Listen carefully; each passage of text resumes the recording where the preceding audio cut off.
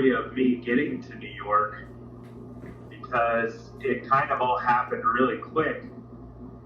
I was getting ready to graduate from Purdue. I had been negotiating several job offers and ended up coming to an agreement on this offer like the Friday before my graduation, which was on a Sunday. And when I came to that agreement, they wanted me to fly out there on Monday. So I was going to have graduation on Sunday, and actually on Saturday, they were going to have movers come and pack all my stuff, and then graduation on Sunday. I fly out there on Monday, but it happened so quick, I didn't know where I was going to stay. I've never been to New York. I didn't know anybody in New York. And they had all my stuff packed, and it wasn't going to get delivered for another like 2 or 3 weeks. So I basically had a backpack and a suitcase and graduated on Sunday. Monday morning, got on a flight to New York, still not having a plan of what I was going to do. So I land at LaGuardia and basically take a bus into Manhattan and find like a coffee shop. And I have like my suitcase, my backpack, and my laptop. And I'm like, I have to figure out where I'm going to sleep tonight. And I didn't have a whole lot of money. So I went on Facebook and just tried to find my friends from high school that might be in New York. And I ended up finding one of my friends that was like, we weren't close or anything, but we knew each other. And I reached out to her and basically explained the situation and said like, hey, do you know anywhere I might be able to stay? And she had a small studio in Manhattan, but she also had a boyfriend that had a different place, and she was living mostly with him. And she was like, well, if you'll walk my dog, you can sleep on my couch in my studio because I'm not there. And so that was what I ended up doing for that night. And basically the first day there, so I slept on her couch, I walked her dog, and then the next day I just tried to do all of the New York things that you should do if you've never been there. So the whole day I walked Manhattan. I went to the Statue of Liberty, I went to Ellis Island, I went to Central Park, I went to some of the museums, I went to Times Square, and spent the whole day just doing all that stuff. I mean, I think I tracked it. I forget how much I walked, but I want to say it was like something crazy, like 13 miles or something.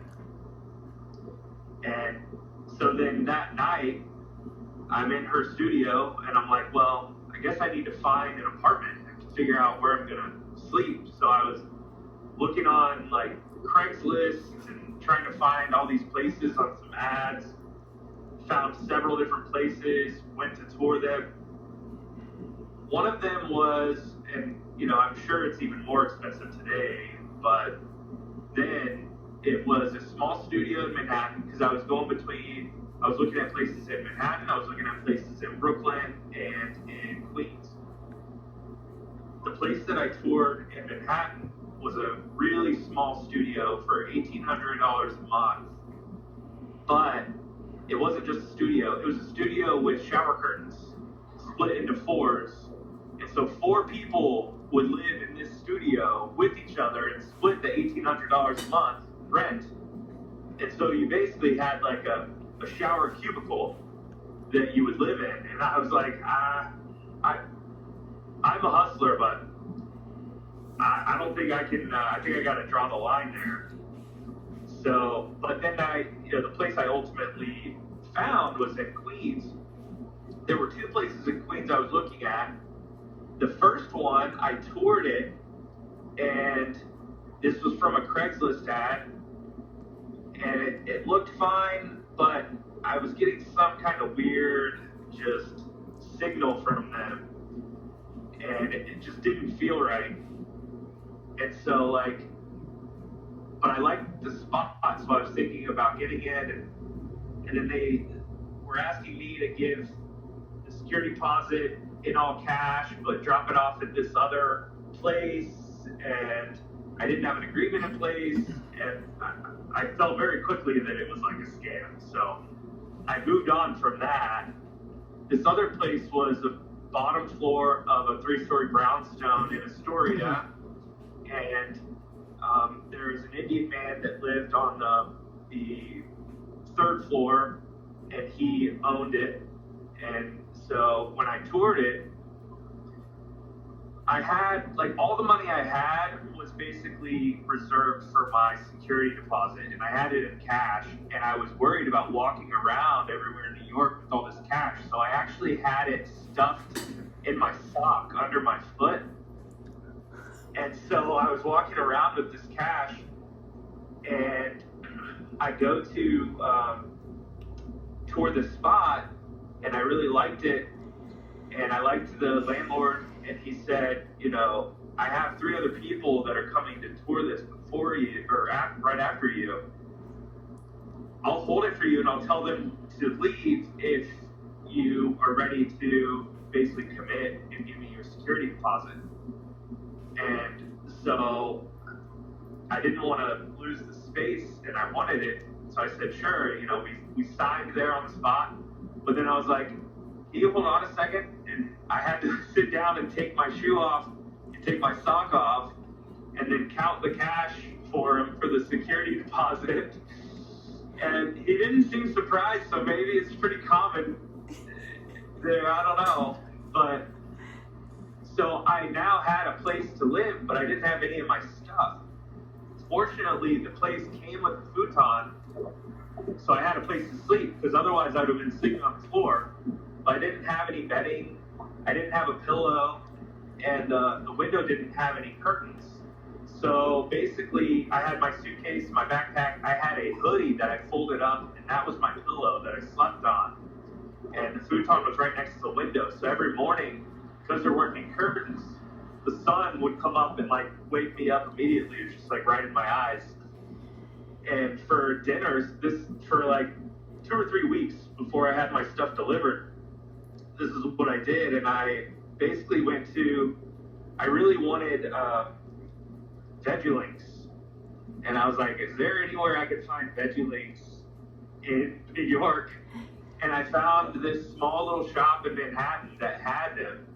And I didn't have a lot of money, so that's basically what I lived off of. I went to Manhattan, I got like a bunch of cans of veggie links. I didn't have a can opener, and I didn't have any utensils or anything to eat off of. So I brought all these cans home, and I went to this bodega right in Astoria down the street from my place, and I ended up getting like a butter knife for, I don't know, 50 cents or something, and I got a can opener. And so then my food that I ate basically for a couple weeks was I would put the veggie links on a butter knife and turn on the stove, and I would heat them up over the stove and then just eat the veggie links. So it's pretty funny. And then eventually all my stuff got delivered, and I got to like settle in. And because I wasn't starting work either, they weren't gonna have me start work until all my stuff was there, and then I had orientation, so I wasn't getting paid during this time. They had given me like a sign-on bonus, and I was basically, I had to make that stretch through to when my work started. So that was, I mean, it's pretty iconic, because I assume that's how a lot of people might have just landed in New York and then found their way. But it's a crazy story to reflect back on, and I just kind of went with it and figured it out.